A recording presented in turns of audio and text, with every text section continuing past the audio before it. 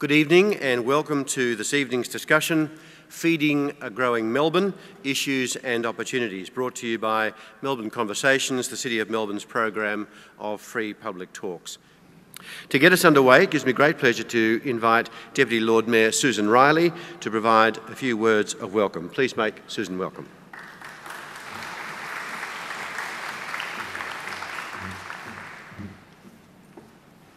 Thank you and good evening. To our distinguished panel members, Dr. Kate Auty, Professor Martin Carajo, Miranda Sharp, David Wallace and our very famous MC, Rob Gell, and the team from Deakin University, Food Alliance and their partners at Vic Health.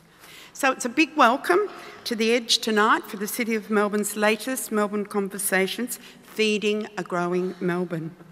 Now this is a fascinating topic, and that's one that we at Council have been thinking and talking about a lot recently.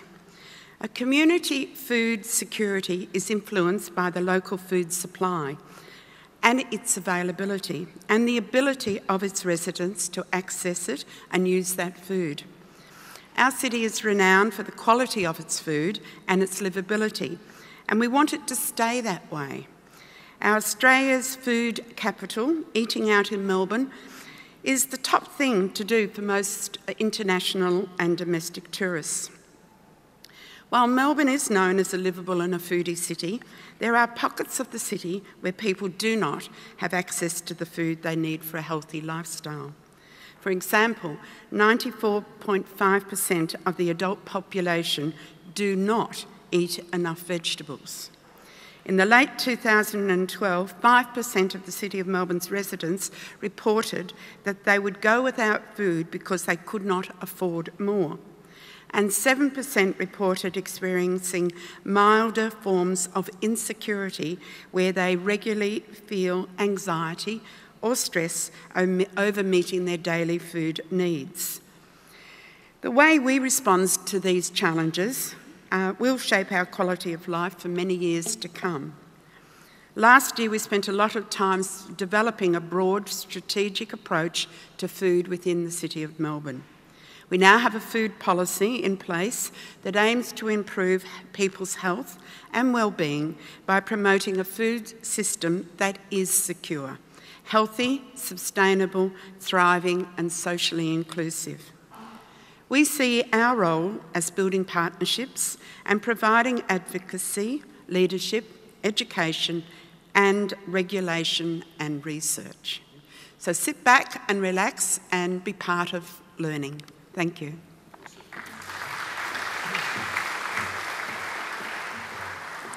And indeed, Susan, we thank you. We know you've got a very busy schedule, so thank you for being here with us tonight to make that welcome. It's now my pleasure to welcome and to briefly introduce our panel. And if I could begin with Dr. Kate Auty. Kate, could you come up? If we do it one at a time, people will know who you are as I say this. Kate's worked in agriculture and academia, as a solicitor in her own law firm and as a barrister. She's an Adjunct Professor at the LaTrobe Institute for Social and Environmental Sustainability within the Office of the Pro Vice-Chancellor of Sustainability at LaTrobe University. She's Chair of the National Rural Law and Justice Alliance and a board member of the Australian Urban Research Infrastructure Network. In June 2009, Kate was appointed by the Victorian Government for a 5-year term as the Commissioner for Environmental Sustainability. And it's my pleasure to be working with Kate just a little bit on some of the important things she does there. So welcome, Kate. You can say some things now. No, go ahead. Rob's actually urged us to interrupt each other, so I thought it might be appropriate to interrupt Rob as well. Can I just acknowledge Wurundjeri people who, of course, we know lived sustainable lifestyles before we arrived, and they did it without an iron hoe or a tractor. And they did it along this river. This is their catchment. It always was and it always will be. It's important for me to acknowledge Wurundjeri people because, of course, many of them have mentored me, but because also, as the Commissioner for Environmental Sustainability here in Victoria, Aboriginal people can continue to show us ways in which we can be sustainable, notwithstanding the enormous changes to their lives and lifestyles. Thank you. Lovely. Take a seat. Thanks, Kate. Miranda Sharp coordinates 5 farmers markets, all operating on a not-for-profit basis. needless to say, any Saturday you'll find Miranda somewhere Saturday morning at a farmer's market somewhere. She's a retired chef and a caterer. She's currently a freelance writer for the Age's Epicure section and has cheerfully devoted 25 professional years to Melbourne's food and industry in that role. She finds it very hard to determine where work ends and life begins, and I know for foodies that's just impossible. It's hard, isn't it? Farmers markets are the culmination of her interest in Victorian producers and the edible spoils of every season. It is her quest to provide opportunities for everyone who eats to access, enjoy and afford fresh food. And more fundamentally, to remind us all that without the farmers, the rest isn't possible. Welcome, Miranda. Say a few words. Thank you very much. I very much appreciate being here, part of Melbourne Conversations, because that's exactly what we need to do in ensuring a healthy future for everyone.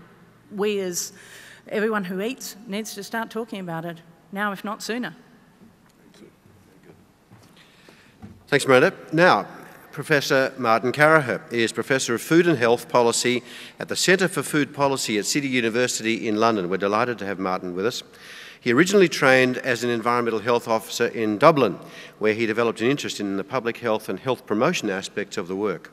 He completed his master's and doctorate in London. He helped establish the Centre for Food Policy 15 years ago, and that centre is now located at City University. He's worked on issues related to food poverty, cooking skills, local sustainable food suppliers, the role of markets and co-ops in promoting health, farmers markets, food deserts and food access, retail concentration and globalisation. Now, Martin's here in Melbourne with us through the Food Alliance, which is a Vic Health initiative. He's also, and I'm going to do this, I can't resist, he's Tinker in Residence. Tinker in Residence at Deakin University and leading and hosting a number of activities, you'll know why I said that in just a minute, bringing some original thought and experienced insight into discussions and writing with the aim of building the capacity of key stakeholders to advance integrated food policy, which we'd be delighted to see some of around here. Welcome, Martin. Say a few words. Well, the reason he said tinker in residence is because I'm Irish, and if I say the word turd, I don't mean something you put your foot in, I mean the number 3.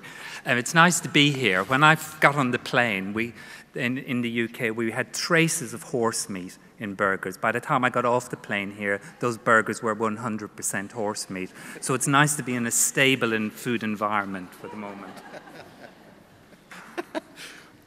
And we're looking forward to hearing a lot of what Martin has to say tonight in the context of our topic. Our final panellist is David Wallace. Please join us up here, David. David is President of the Vegetable Growers Association of Victoria, and he's a veggie farmer at Keilor, of which I think I heard you say before that you're one of 3 left. That's right. Wow. Wallace Vegetable Farms was established in 1905 with 30 acres under vegetable production at Keilor. David is a 3rd generation of the Wallace family growing vegetables at Keilor.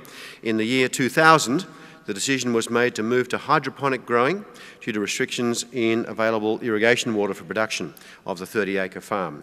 1 acre was placed under cover and 12,000 capsicums were planted. They're now specialising in growing a range of coloured capsicums, and we have some here on the table in front of us.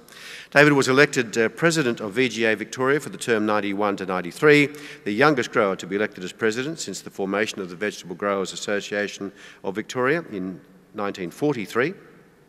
He continued to serve on the Executive Committee in the roles of Treasurer and Vice President, and he's the current President of VGA Victoria, elected again in 2011.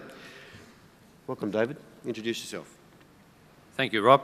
As Rob said, yes, I'm a 3rd generation. It's a family business, and we're just south of the Tullamarine Airport, so it's the fumes from Martin there, from his plane, his landing, it makes these caps give them that extra boost.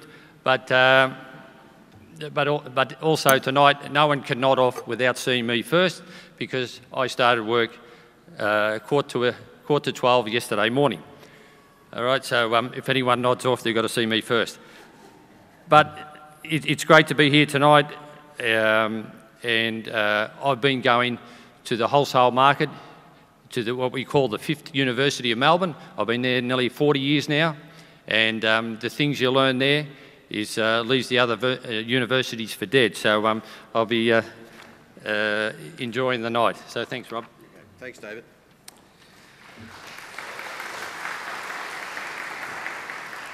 Miranda, I might just begin with you, just to let you elaborate a little bit more about farmers markets and what your real focus is at present in developing and why you see the importance and some stories and, you know, how that, well, for how long have we had farmers markets in Melbourne, do you think?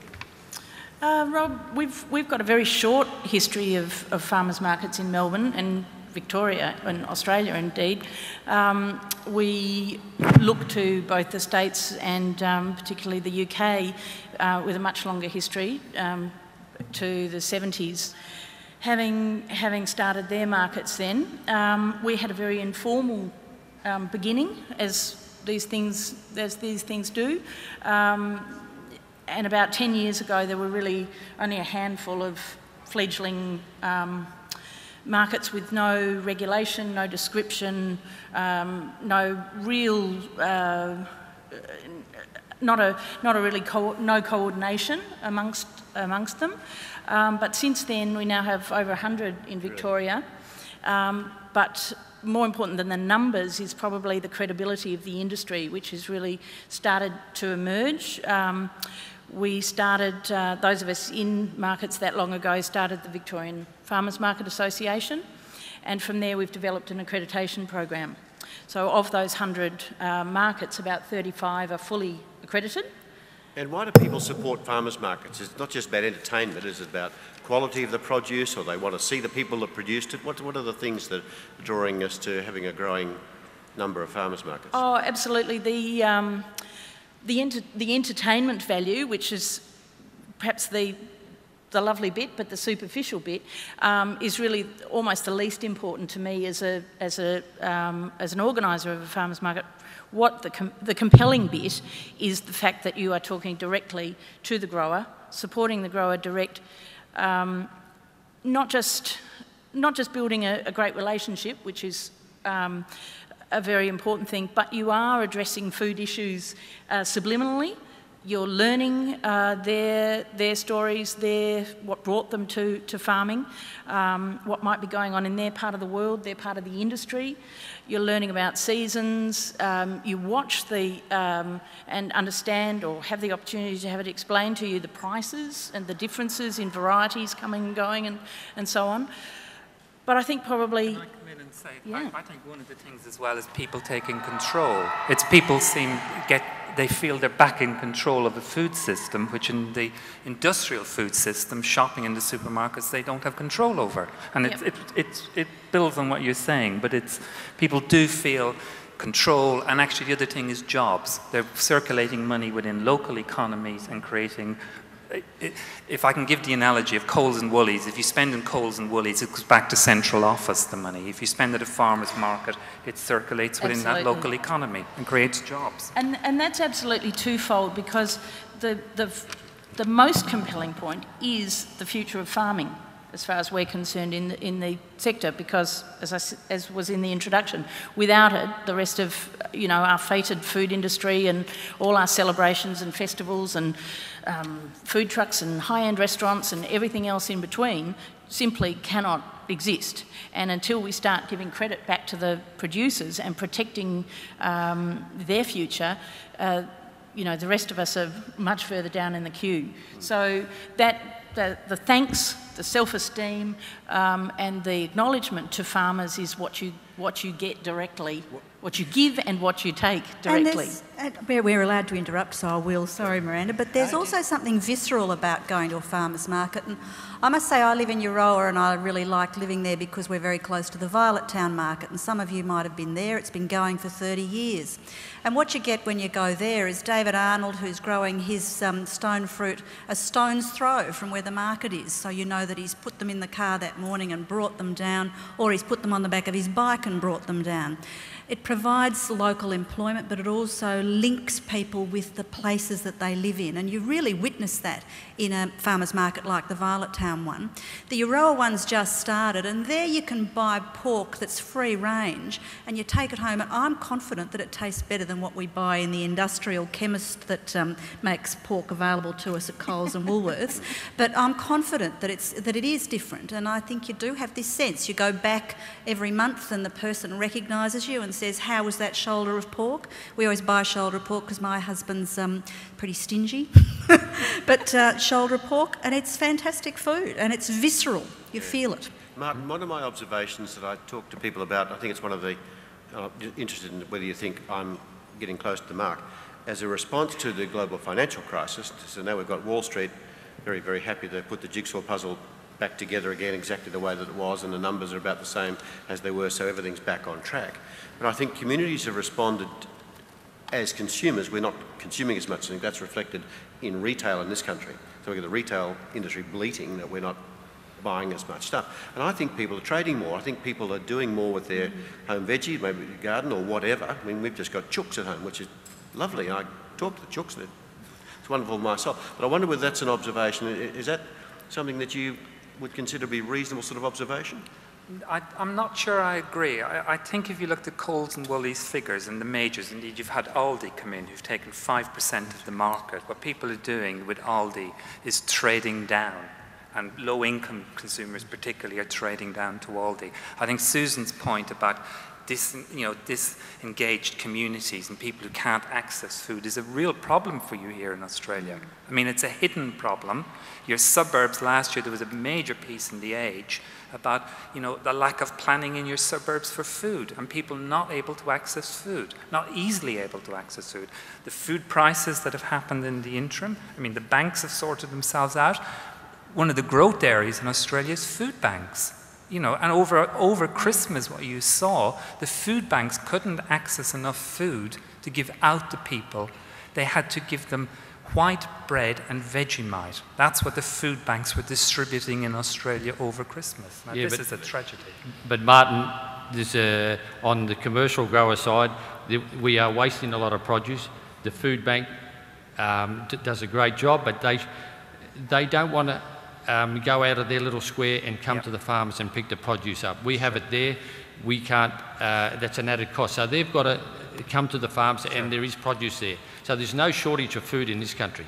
If you want to go shopping, they can go to Aldi, Coles, supermarkets or the top retailers. So there is a good option there. I wouldn't say there is a shortage. Well, I don't think food banks are an answer to food insecurity, and I think taking food from farmers is not the right answer. But I think that's about people's right to food. That's a different issue, and indeed Aboriginal communities have fought that, for the last 50, 60 years. So, I mean, I don't think food banks are, personally, I don't think they're the appropriate response. But I'm just using the example that food banks they're growing because of a need out there. Because of the need, yeah. I mean, I don't agree that's the right response to it, personally. David, tell us your story. From 30 acres to 1 acres under glass or whatever it is. Yeah. Tell us what you do to produce these lovely veggies. Well, because I could see the change. We're a small family business and a couple of members left the business. So to exist, I couldn't compete to the bigger growers. So I went to New Zealand to see we were growing capsicums outside. And then I wanted to extend our life of the capsicums because the fruiters saw the coloured ones, which they'd never seen before. And then the seed company showed me what they do in Holland and where they grow vertically. So I wanted to do that, and so I went to New Zealand because they're very high tech there too. And it was something new here in Australia because we've got so much sunlight and so much area outside. So it's a big cost to set up a greenhouse, but when you see the results here, we don't waste anything. We harvest nearly 98% of the crop, and the quality's there for the 25 weeks of the year we pick. Yes, it's like a factory, and we grow from a small seedling up to 3 metres high, and we just got to do the day-and-day thing. We use IPM, so we use predatory mites instead of spraying now. It costs a lot of money for these little predatory mites, but again, they do a fantastic job. We have woolly wagtails now that come into and have nests in the greenhouse. And they in turn eat the little moths, so we encourage that to continue. It's marvellous how they come in. Bees come in too, natural bees, so it all helps, yeah. I know we've got a question about bees later. What are some of the other imposts on you? What about a carbon price, transporting veggies? Yes, fuel has gone up a little bit. We heat the greenhouse with LPG. That went up 3.5 cents a litre. So that is, again, an in-cost to us. You know, it cost us nearly in the figure of $80,000 a year to heat the greenhouse. So that's a lot of money. So I've got to get a lot of produce out. So are there other advantages? I'm going to come back to Kate in a minute because the Commissioner for Environmental Sustainability has produced a foundation paper on climate, so I want to tease out what her interest is in food and the impact of climate change. Are there other things external? I mean, you know, you're into the growing. What else is happening in your industry? I mean, for example, by having your produce under cover, is it protected from extreme weather events or anything like that? Is that an advantage? Oh, for sure. That's the advantage, that no matter, we can control the environment, you know, for now, for the whole crop. You might, extreme days, like that hail we had a couple of years ago at Christmas time. We were very lucky we just missed that, but that would have destroyed the greenhouse. But other than that, we can control the environment all the time through heating, fogging, to cool the greenhouse. They're the main things, heating also for disease and for growth. So yes, so we have full control, and that's the reason why I went that way. Yeah. Because outside with the extreme, you know, hail now, the heat, it's very hard to maintain that quality all the time. So Kate, what is your interest? You've just produced your first foundation paper. We're looking forward to the State of the Environment report in 14? End of this year. End of this year. So what's the link? What's your interest in food in that sense? Look, my office has spent a great deal of time all over Victoria talking to people about this, and the reality for us was that we were talking to dairy farmers on the Murray, we were talking to vegetable growers, we were talking to people up at Nil who were putting in community gardens, talking to school kids all over the place, and people were talking about the difference that they felt in the climate. And part of what we'll be doing with the State of the Environment report, of course, is looking at climate change. We gave ourselves the potential to be a bit proactive about this by developing a climate change foundation paper first, and that's been launched late last year. When we were talking to people about agriculture, and I've got a bit of a background in agriculture, it was really clear that people were worried about what it all meant. They weren't just worried about a drought and the drought finishing, they were worried about what it meant for more extreme weather events. And you've just talked about hail, David, for instance. And so people were talking to us all over Victoria about this, and one of the sections of the report is in fact about the impact on agriculture of climate change. And we've been pretty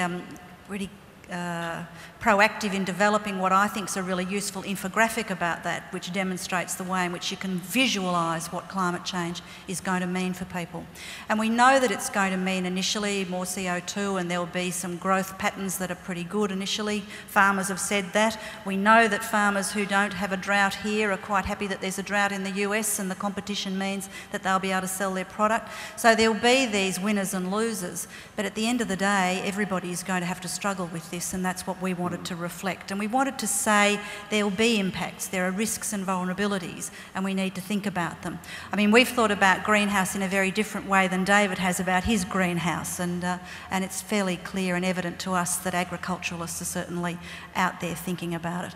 Anybody who reads the Weekly Times every Wednesday, which I do and probably some of you do, will of course know that already we're thinking about the next dry. Farmers are concerned about the next dry right now, and it's real, it's meaningful, and it's troubling. I want to come now to, Susan mentioned food security, and I want to talk about, perhaps in that context, Kate, about the resilience of the food production system. But first of all, I want to just draw everyone's attention to this document. There are some copies, not enough for everyone by all means. It's called Planning for Food. It's been produced by the Food Alliance, Towards a Prosperous, Resilient and Healthy Food System. And it was produced by the Food Alliance as a submission to Victoria's Metropolitan Planning Strategy. And I'm leading into Martin here, but I want to read just the last paragraphs, which are the conclusion, to set the context for this. It says, in recent decades, food, the most basic of human needs, has been overlooked in metropolitan strategic planning. Cities are now recognising that they can no longer take their food supplies for granted in a world where the availability of land, water and fossil fuels is reducing rapidly, and where climate change is increasingly likely to affect food production.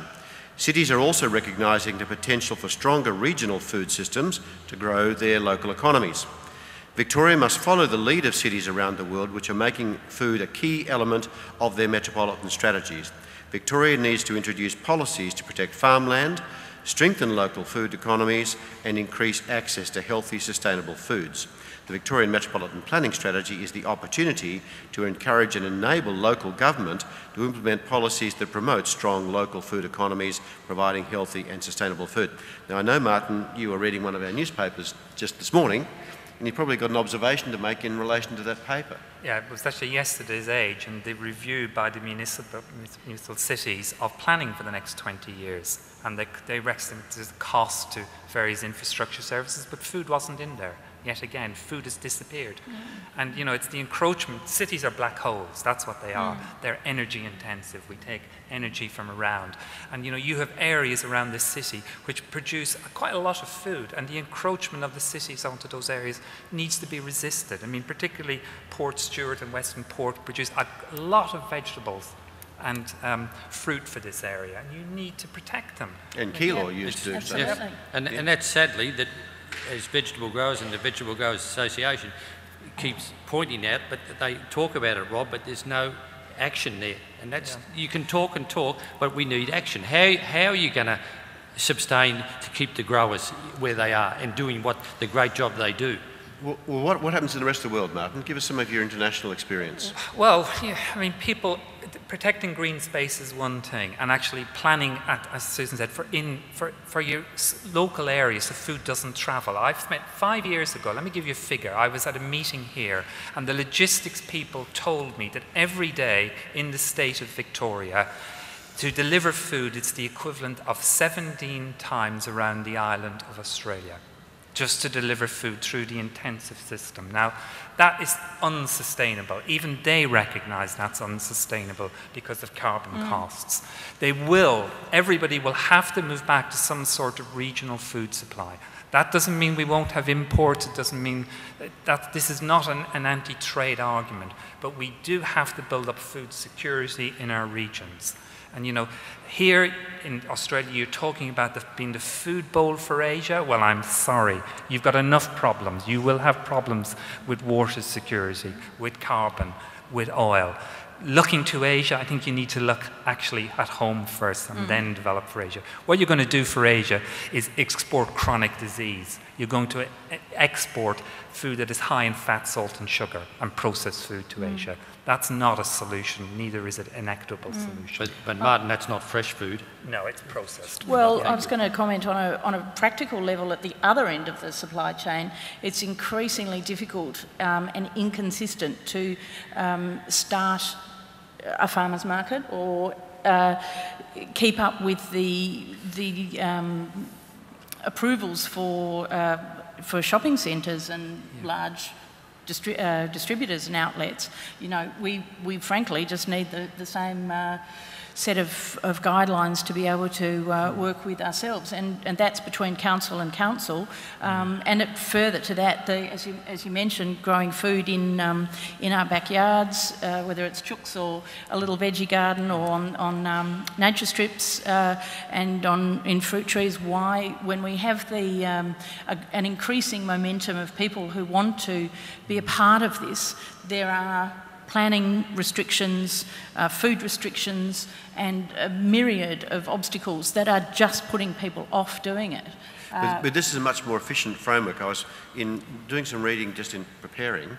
I was thinking to myself, this is like, I mean, there's a global move to distributed systems for energy and water as well. I mean, the day of the centralised water treatment plant and the centralised power production plant are changing. I mean, we already know that it's actually cheaper to put, for example, gas turbines in the suburbs and link them up with residential solar to keep our houses illuminated and heated and cooled and stuff like that. So this local food production must be a much more efficient system done properly.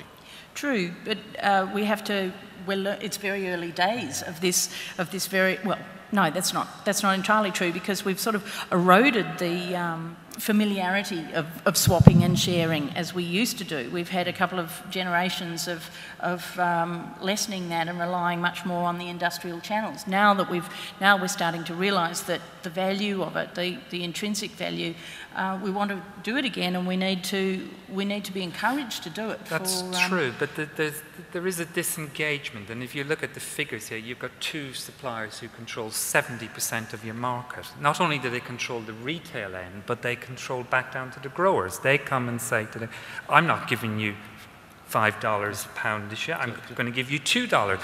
The system is constantly under pressure. Yep. And that's the problem. And if they don't get it here, they will go elsewhere. And it is worth sometimes for them to pay the costs of transporting it. But you're talking about the economic system now, not the food I'm production talking system. on an individual economic system. I don't see why, if it is within a family business's economy to bring their own citrus down to Melbourne or to a farmer's market to sell directly, isn't that better than in an overall calculation than them taking their trees out and us importing fruit in from California.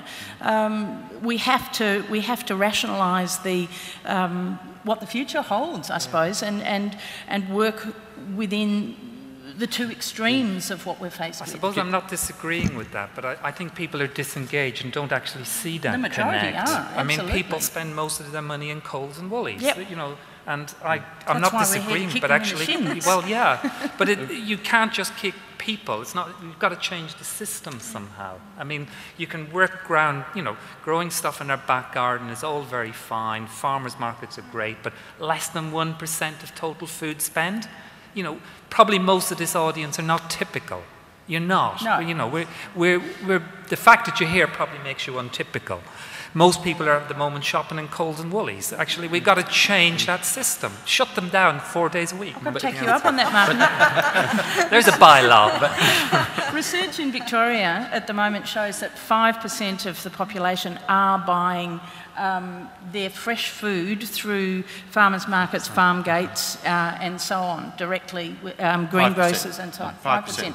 If we double that, that's fairly significant. So, but Miranda, also the other problem is that as growers that we see, we have got so good at what we do as far as with the new varieties of seeds for things, the way we worked our ground, the mechanisation.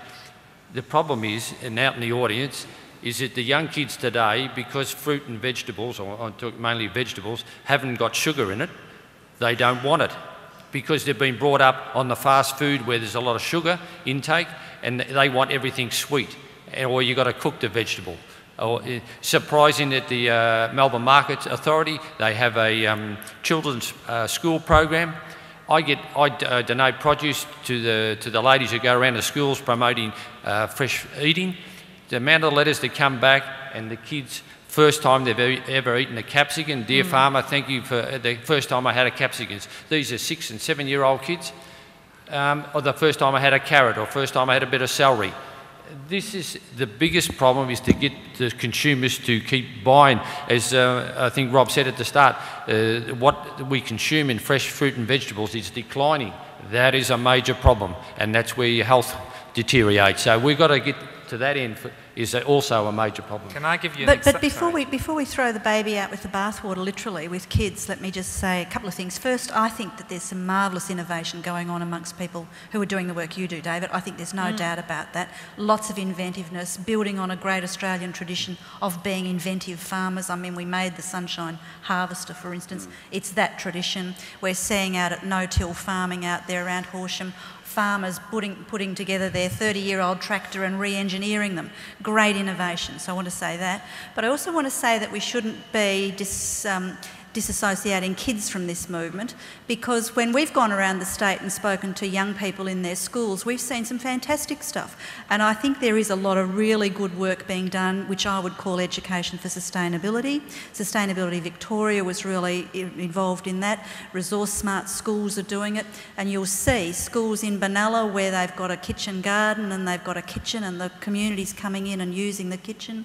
You'll see it out there at Conniva where they've got seed propagating and they've got a vegetable garden and they're recycling everything. You'll see it in places like King Lake, where that little school in Middle King Lake burnt down and they built it back up again and re-engineered and redug their garden and planted vegetables. Noble Park, Epping North, it's happening everywhere. And I think we ought to celebrate that. And one of the things that would be really good to see is for council plans to be really building on that and making sure that we forge those partnerships between yourselves and those schools, because it's a really interesting movement, and it fits with it fits with what's happening here. But you've got to have regulation alongside of that of the major industries. Advertising, you've got some regulation in Europe, and I don't think it's any different here. They're asking farmers to grow fruit which is sweeter because kids like that taste. So we've got kids growing up. Actually, we need to regulate. I'm sorry, the only way to...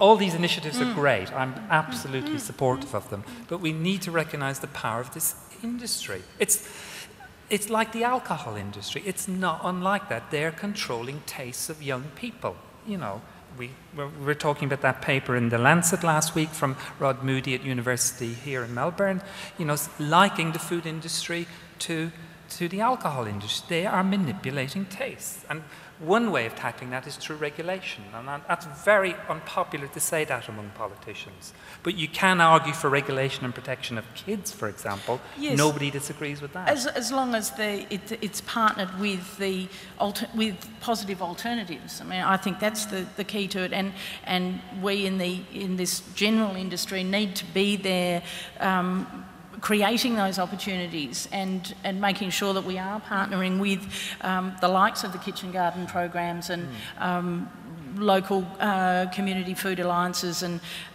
groups to be there to allow for people to be able to access, because there's nothing worse than having the theory and then not being able to access the food when you're ready or when you're able, which is probably the biggest question. Coming back to our topic, feeding a growing Melbourne, now David's already said we've got enough food, we can produce enough food. Some of the things I've been reading about the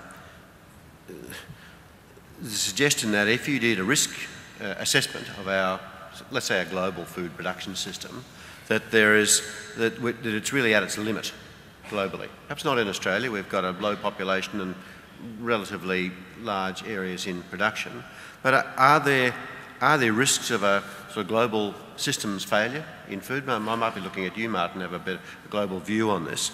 Are we planning enough for, you know, what's the black swan event, a thing we weren't expecting but perfectly explicable in hindsight, that really might disrupt the system?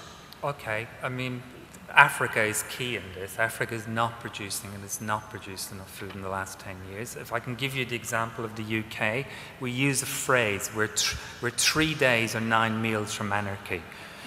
If something goes wrong, we have a terrorist alert, a fuel alert, whatever, and the island shuts down. We have 3 days of food on the island, that's it. We're out hunting squirrels after that. And that's because the system is based on us importing food largely from the European continent, largely from Southern Europe, which is hugely carbon intensive. I mean, we don't have a food security base there. We're also importing. I mean, it's great. You can argue, let's grow tomatoes in Spain, but actually Spain is water compromised, so we're importing embedded water. That's the problem. It's not so much the carbon, it's the water is going to be. Yeah. We reckon the next world wars will be fought over water, not over oil. So this has not been looked at in a global sense. At the moment, we have enough food to feed the world, and we have enough food to feed the world for the next 20 years. If we distributed it correctly. We don't distribute it correctly. We put too much of that food into animal feed. That's unproductive. China and India are coming online with systems which they want that Western lifestyle, and why not? But it's going to be unsustainable from a food perspective. And it's not just that we distribute it unevenly and equitably, we also waste it. We waste so much food. We just waste it. Yeah. But Martin, also the carbon print to get that food from one country to another, we could supply England with all the veggies you grow here, but there's the carbon print, the distance to travel, and our dollar's too high to export, and that's a major problem here. Well, as I left the UK, there was a report saying it's cheaper with a carbon footprint to take lamb from New Zealand than for British farmers to grow lamb, because it's high prices, it's high wages, etc., even with transport by ship. But actually, if you factor in local jobs, you get a different model. If we say, do we value farming? Do we are we prepared to keep lamb farmers in business? Well, that's a different perspective than saying it's not economically viable. I mean, there are two different issues here, it seems to me. Martin, can you talk to us a bit about, I think it would be probably a decade ago, there was a boom in shelf space in Tesco's and Waitroses and for organic produce. And I believe it was in response to Chernobyl and BSE and mad cow, etc. Has that continued? So that was presumably about mums concerned about their kids' health. Yeah, I mean, no, the organics has gone down. We're in deep recession, by the way. The UK is in very deep recession. And families are trading away from organic. Growers are trading away from organic. It's not to say that they're not growing organically, but they're not certifying. That's one of the certification costs. But the growth areas are still in young mothers, for example, but generally the supermarkets have abandoned organics as a niche product, apart from certain groups in certain areas. But organics is down about 25% in general sales. You're now more likely to see organics in processed food, so processed organic jam, or rather than fresh fruit and veg in the UK. And what about this other observation? David went to Holland to see how hydroponics is done. New Zealand. New Zealand. Sorry. And you know, for example, there's a big setups in Vancouver that I'm aware of just recently. There's, is this something that, you know, that's expensive, but you can sort of manage your production and sometimes you can increase the production. Is that something we're going to see more of in the future, do you think? Yeah, we're seeing it in London at the moment. We're seeing more hydroponics and more fish in tanks in the city, as related to hydroponics. Yes. From the so aquaponics. Yeah. So we're seeing more and more of that. I mean, there's a certain reaction against that, I think, from the more organic side of the movement, saying, well, this isn't traditional farm. We're not. Some people are very suspicious of it, but it's certainly one of the solutions if we're looking at energy intensity. And particularly when it's in a cycle, when it's producing something else, and it's as a result of a byproduct. Now, I'm going to transport you all, the four of you now, to 2025 and have a think about what it was that we did right. What was the decision that we made back in 2015 in Melbourne that transformed our city into one that was sustainable? We're actually producing, we've got good quality food, people are eating food, kids in schools who hadn't tasted capsicums until they were in double figures, but they were introduced at an early age by their mums and dads. Give us your hindsight view. You can do this, Kate, I know you can. So you're in 2025, you're looking back about some of the decisions that we made in Melbourne in the previous decade that really transformed what we do. Three things. Firstly, we turned all of our schools into schools that were about sustainability, and every one of them had a good garden, and every one of them inculcated that and assisted children to understand that, and that assists their parents. Secondly, we do something about freight. And thirdly, we think about things holistically, so that, for instance, Melbourne City Council, with its urban forest idea, with the way it's thinking about itself as a catchment, with the way it's thinking about zero net emissions, every council makes those decisions and takes those decisions seriously, and we end up with a holistic understanding of ourselves as a city that's about people living in a place that they care about and that does or is capable of producing some of the food that it needs. And can I just say one thing, which is my fourth point. Frank Fisher, who was one of the great environmental educators and who passed away last year, always said to us at Monash when we were out there doing his course, we need to be planting fruit trees in streets. Perhaps we should have some fruit trees planted in streets instead of plain trees. Miranda, you got some ideas? I suppose my response, perhaps simplistic, is to say that for every time the duopoly sets up, that a farmers' market has the same opportunity, or is encouraged indeed to do so, and perhaps there is some level of support. No industry wants to go around with its hand out, but the recognition that we play a part in the equation. We're by no means the solution, or singly, but that it's part of the contribution to the future of our food issues, I think would be a... So you had a conversation with Matthew Guy and Kim Wells, the Treasurer and the Planning Minister. Yes, please. And you opened up the dialogue by saying, what we have to do is this. What did you say to them? Well, I think I'd say that it's a very simple undertaking, really, to create these opportunities. It acknowledges communities to take control at both ends of the supply chain, both the say a city community and a regional community.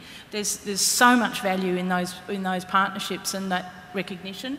Our governments are telling us to move to regional Victoria, and yet the infrastructure for food in regional Victoria, which I've just experienced for the last 10 years in an incredibly food rich part of Victoria, is denuded, is almost non-existent in the access of local fresh food, and there is little or no support for the initiatives in which to assist locals to find it.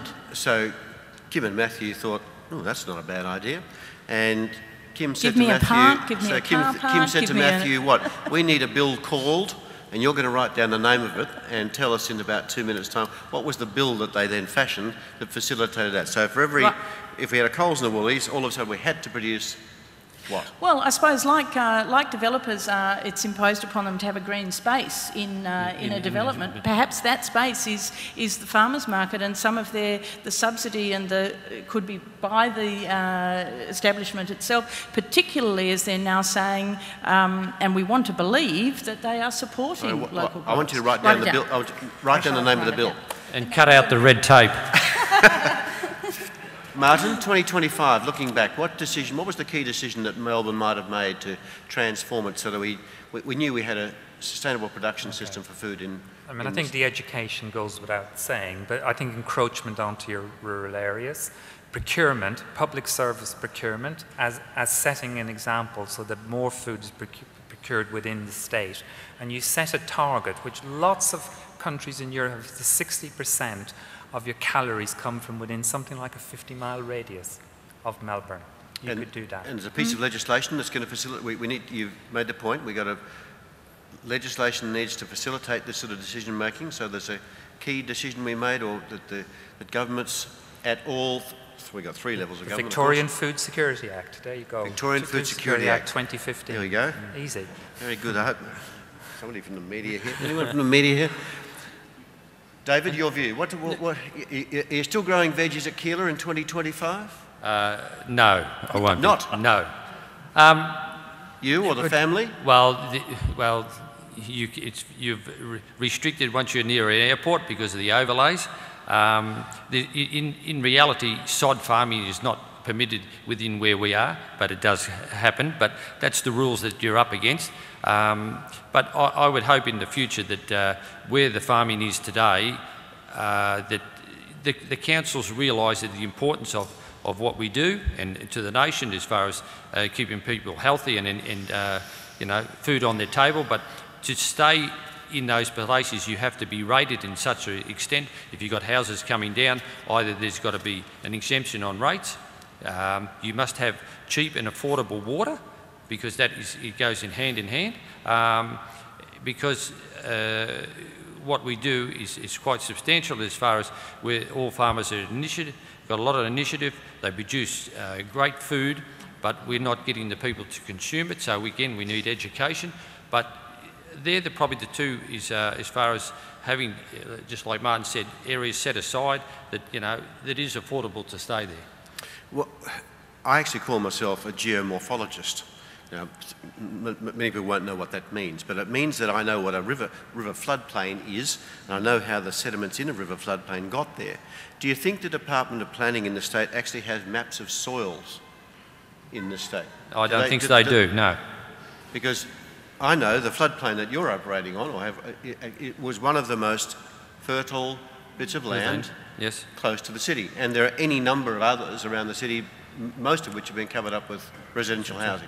That's right. But where we are, we're in a green belt, but you can't grow vegetables without water. If you've got one department that say you can't take the water out of the river, how can you grow vegetables? So they're the things one department doesn't talk to the other. So that's why now there's no vegetables in Keilor. There's only 2 growers outside, and they're only on Melbourne water mostly. So what do you think by say 10 or 12 years' time? Well, if they don't look after the areas that are there now, you've got Werribee South.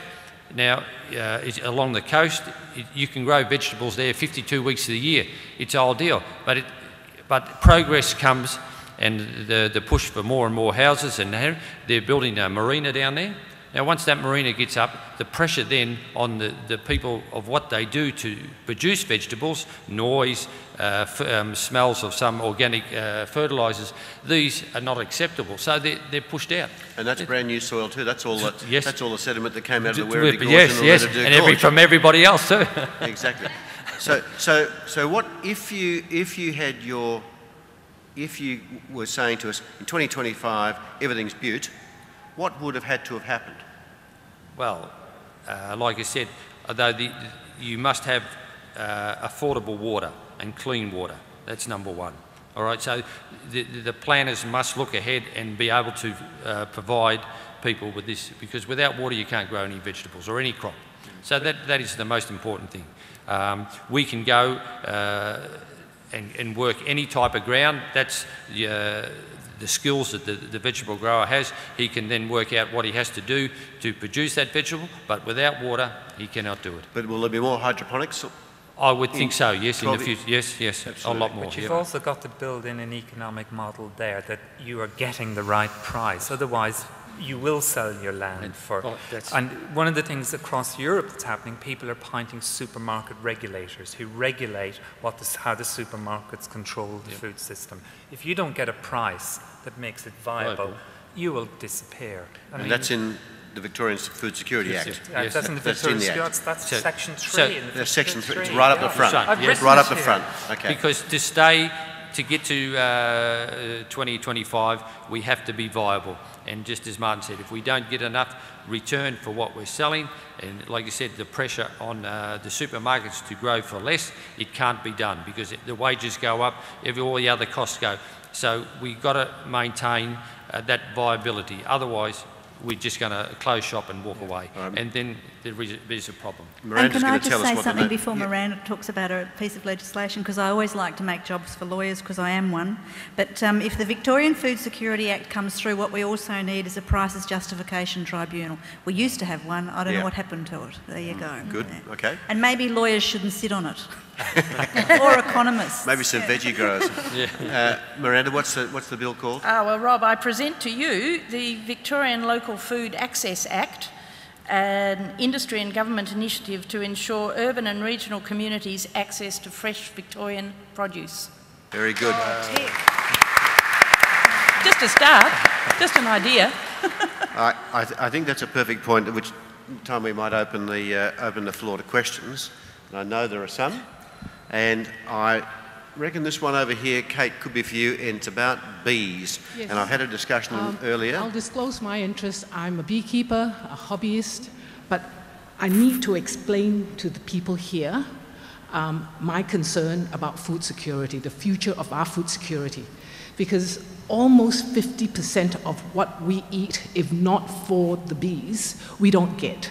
Now, there are two problems afflicting bees. One of them is varroa mite. I will leave that to the side. The second calamity facing us is the colony collapse disorder. What has happened is that they are having to make more and more toxic pesticides. There is this new class of pesticides called neonicotinoids, and the EU is starting to point the finger at Bayer and Monsanto. My question to you, Kate, is what is the government doing in light of the threat from this new class of pesticides put out by these two organizations? Thanks. So, Kate, we can talk here. I mean, for everybody, there's this whole concept of ecosystem services that nature provides for free, that basically supports our economic system, and bees are a key part in pollination of all of our food. So this is a real risk. The first thing I'd say to you is I don't know what the government's doing about it. That's the first thing. We'll be reporting on these issues. That's what we do. We don't actually... Well, I'm not the government. But I'm really glad you asked the question because this is being asked all over the place. My brother's a beekeeper and there are people who are really concerned about it. They're concerned about the sorts of things you're talking about and just about the collapse of bee colonies generally. We're putting together what I call a biodiversity paper at the moment about just exactly this issue about ecosystem services, and I want to go back a bit to answer your question. Well, I'm not going to answer your question, but I'm going to go back to speak about what your question's predicated on. And that's the whole concept or notion of ecosystem services, because I think many people do not understand the role that bees play. Many people have no idea that we've gone from being a small canola producer to a massive canola producer, and the reason for that has to do with pollination. It's one of the things that drives our agricultural economy here in Victoria. And many people don't understand that if you don't have the bees, you don't have that pollination, you don't have the outcomes. And that's about ecosystem services. I was really interested to hear David talking about what he's got in his greenhouse, which is birds and moths and bees, and they're all connected and it's interconnected. And your point is really well made about Bayer or whatever, I don't know the answer to that, but it's really well made on the basis that if we lose the bees, we don't just lose the crops, it affects the horse racing industry and it affects the way we feed or don't feed cattle. It affects what's dependent upon bees and it affects the way that we're capable of growing the crops that bees pollinate. And I agree with you, I think it's a massive issue and we'll be looking at it in the State of the Environment report as we get to it. Probably in that time we will have been overtaken by some of the other things that are being said about bees and the loss of colonies, but we'll certainly be looking at it. It's just whilst you're there was a comment I didn't get to hear it this morning. I downloaded the podcast, but has there been a recent impact on bees from the current climate? They are saying that because of the climate change, the drought, and the last 2 years of rain has meant that the trees have put a lot of the energy into growth.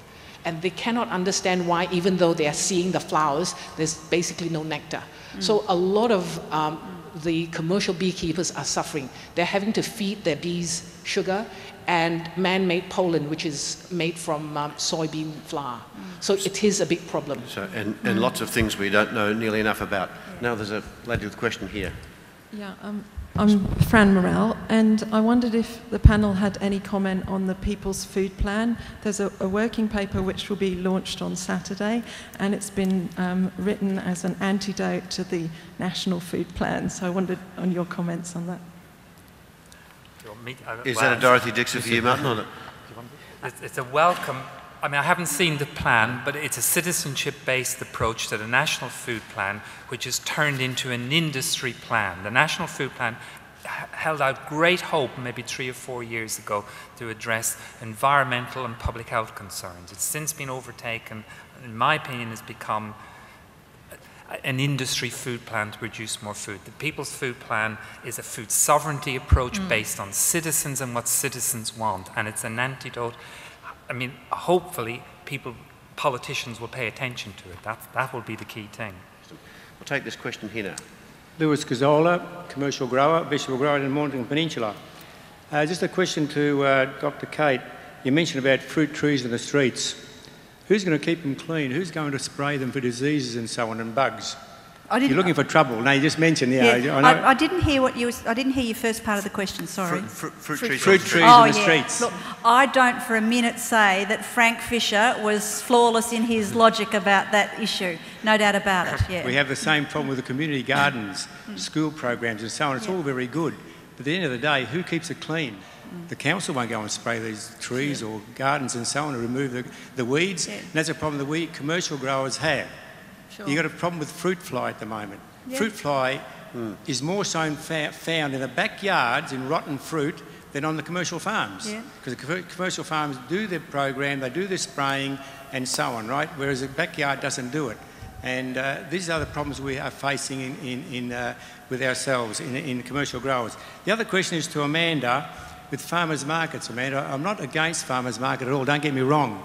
It's a great outlet and everything else, and I think it is a tourist type of thing, which the gentleman mentioned before, and that people are getting fresh vegetables and fruit and so on. But what concerns us commercial growers is that what quality assurance have you got in these markets food safety, and so on and so on. Is this done with the farmers' markets? I can absolutely confidently say yes, and it's been an initiative from within our sector, because we recognise we in fact met with Melbourne markets, I think probably 8 or 10 years ago even, and heard the concerns that from the from your end of the industry, which was very much about where is this small part going? How is it going to grow in credibility, and how are we going to all exist in the same field? It's why we've developed, firstly, this accreditation program, which means that it defines what an accredited farmers market is, means that the public can trust in the that the people, the stallholders who are there, are the actual growers of what they're selling. For you as producers, that you can come to the market and not be selling against a wholesaler or someone who's bought and is reselling. And for the industry, that we can stand aside you and say, we are not trying to undercut you. We absolutely recognise the importance of the industry, otherwise we wouldn't be there.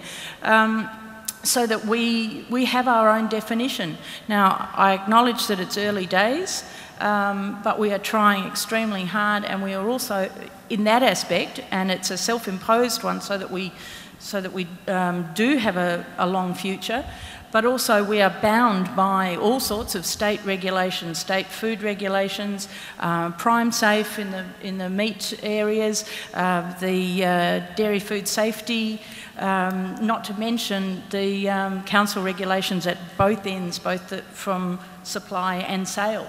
So, don't get me wrong, I'm not knocking the markets, it's just that, you know, it's not the same standard that we have, unfortunately. Can you mention about that the farmers market produce store has to be their own produce? Can I guarantee you, and I know for a fact, that 50% of that comes out of our local wholesale markets?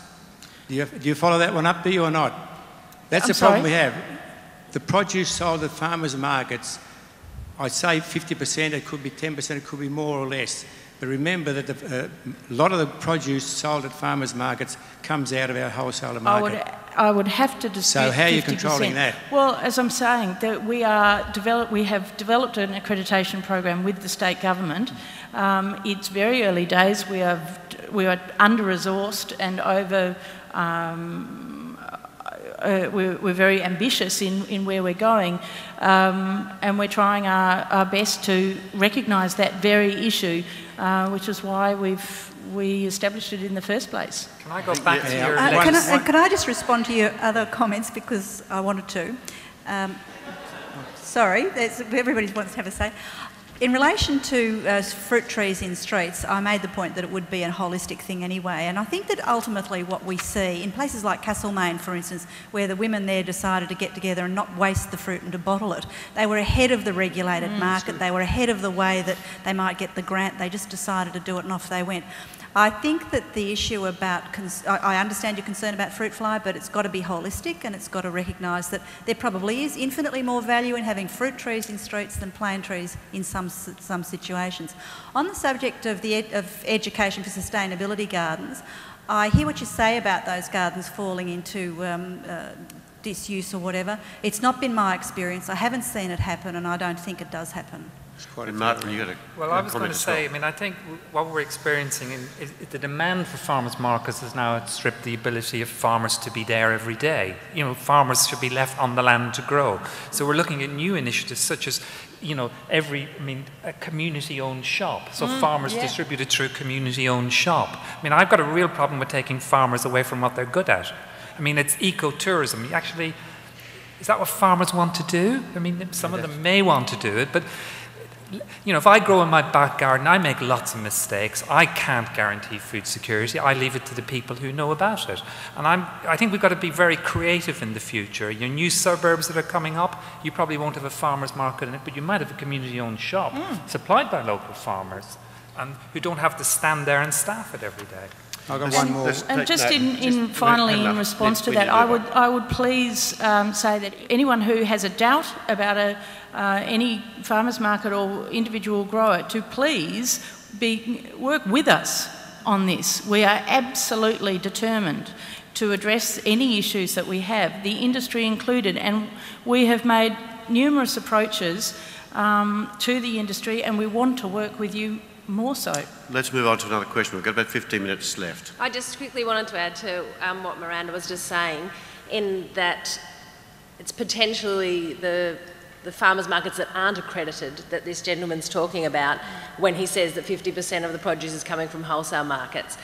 If you check out the Victorian Farmers Market Association website, you'll see the list of accredited farmers markets, and that's the 35 that Miranda and the rest of us can stand behind. And I work at the VFMA, so I do have, I know the facts and figures too, but they're the markets that we can stand behind and say that the accreditation program is working. Yes, there's gaps in it, and that's where we need that feedback, but the other, 65 markets that operate throughout the month, we're working with those guys and hope to get them accredited too, so that we can actually stand here and say 100% of the farmers behind the stalls are the guys growing the produce. Okay. The lady next to you had a question. Yeah. I'm Lucy Firth. I'm the lead economist with the Micro Insurance Academy in India. And we're developing insurance for farmers throughout India against the effects of climate change. Because in India, the farmers live very close to the wind, and their lifestyle is threatened by risks of many sorts. And with the big fear is that the 800 million people in India who rely on the local food absolutely will be put at risk if the farmers have to end up walking away because of the risks from climate change. In Australia, to some extent, we've got a little bit of fat on the bone, and the government is increasingly stepping forward and acting as insurer of last resort for what's arguably the effects of climate change. But I don't think that this can be sustained for much longer. And I wonder if anybody knows if the insurance organisations within Australia are working on climate change insurance for farmers. Kate, any thoughts? We haven't heard of that, and we've been really interested to watch what's happening with insurance. What we see is, of course, the government is the insurer of last resort, and we're seeing governments resistant to that. And we're also watching here in Australia insurance companies walking away from their insurance policies in relation to some of the issues associated with floods, because they're saying that they're not insuring people for those particular matters in the policies that they've entered into. And we know that, for instance, insurers have said they will not insure people in Roma and Surat, which are places that are flood prone. So we've got a different sort of economy, I think, in the insurance industry here than you have, and we haven't seen anything of that nature occurring yet.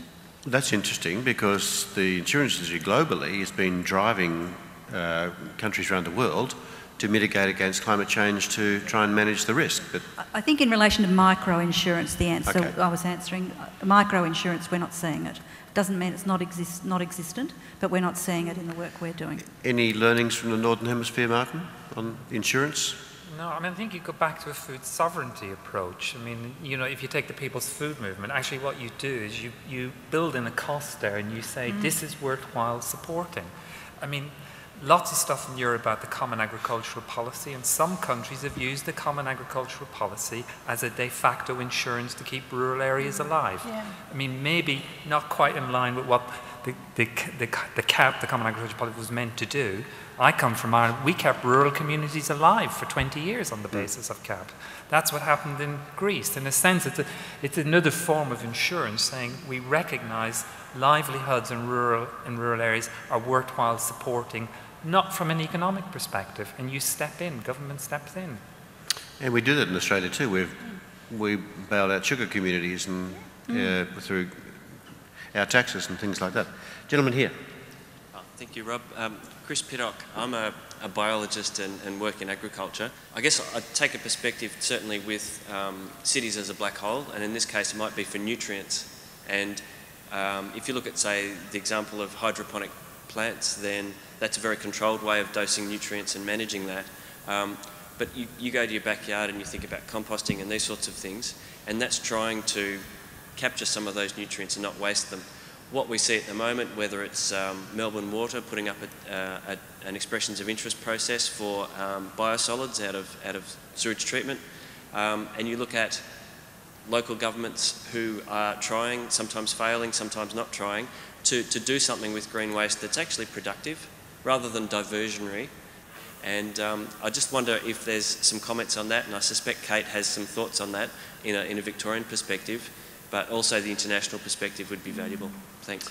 Resource recovery, a whole range of things here. Yeah, look, and we saw regional councils all over Victoria thinking about this, whether it was at one end of the spectrum with the pyrolysis machines that were thought about in Hindmarsh, or whether it's what's happening in Mildura.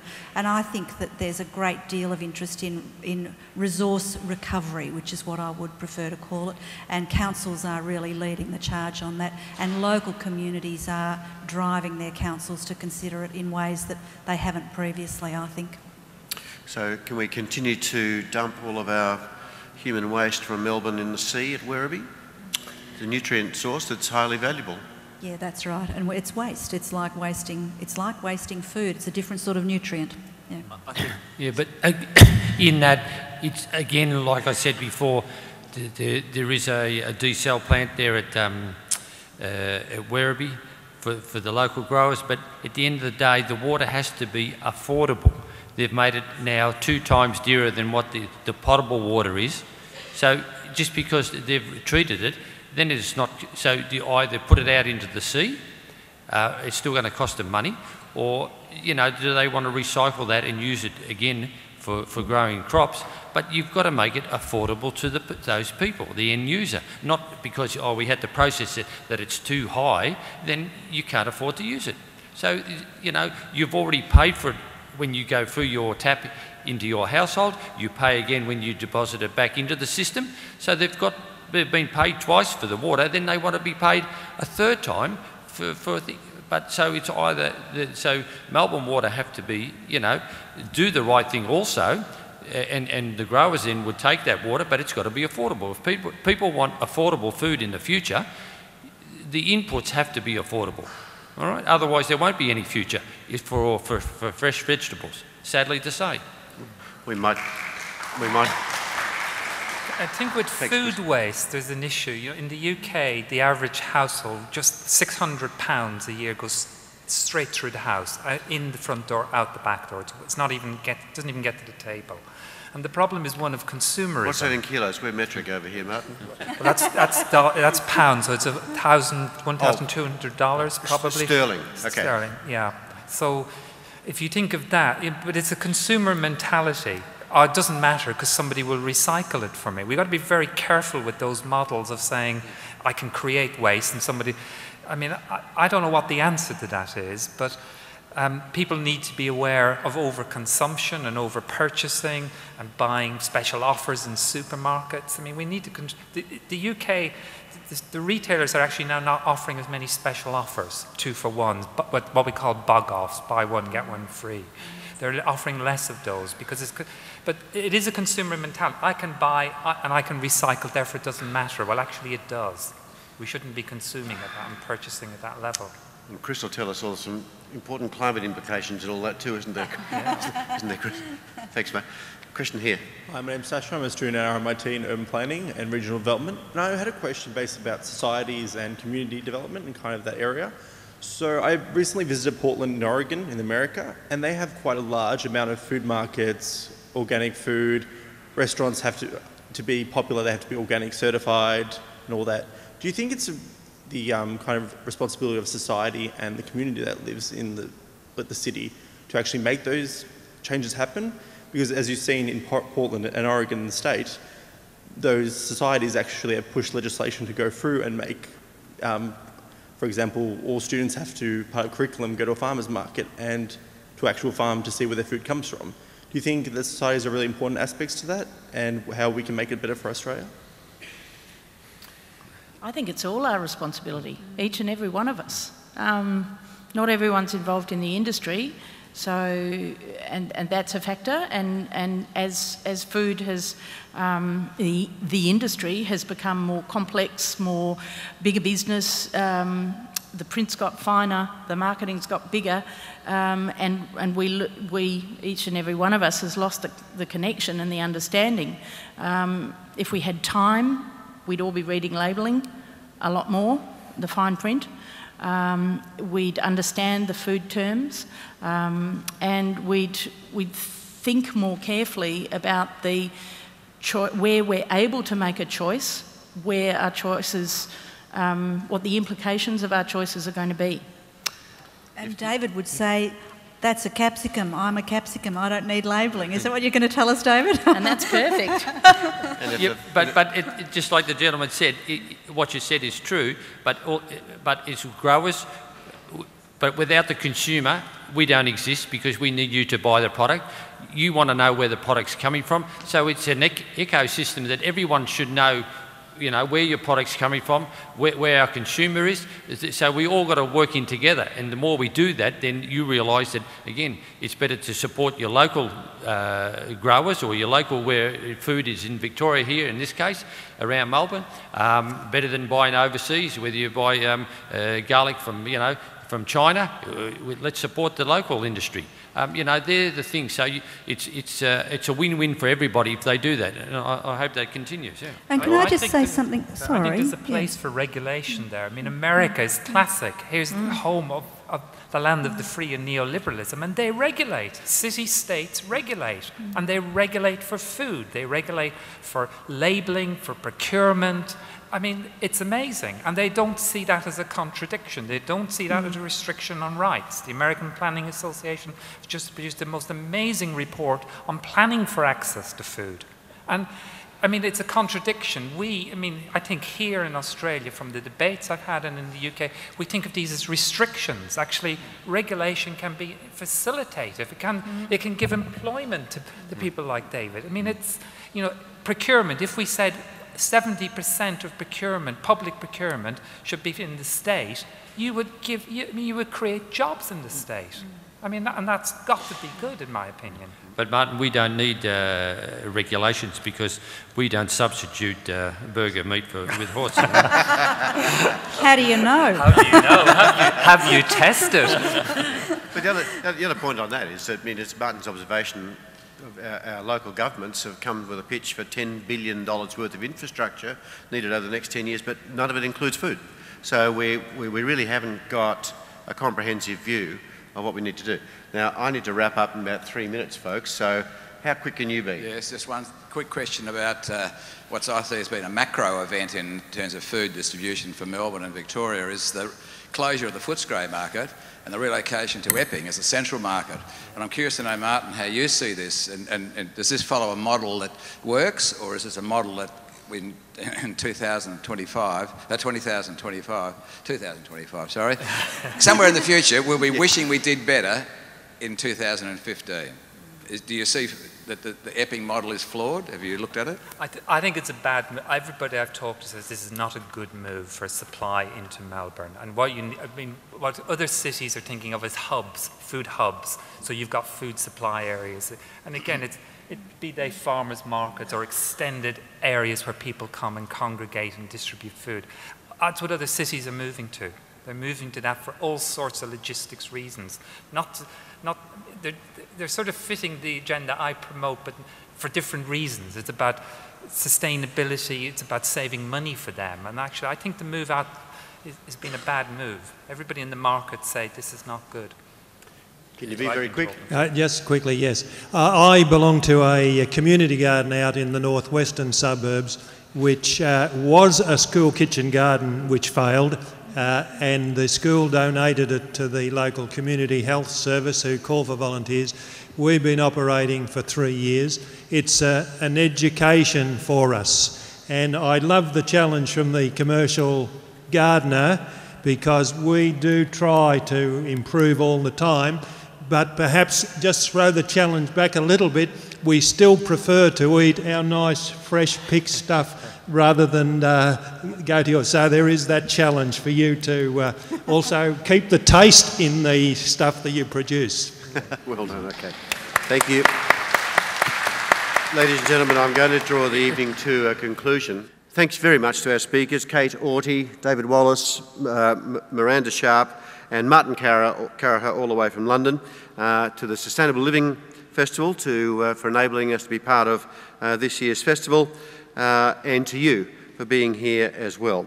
Thank you all for being with us. We hope you've had an enjoyable evening. Please thank our speakers and good night.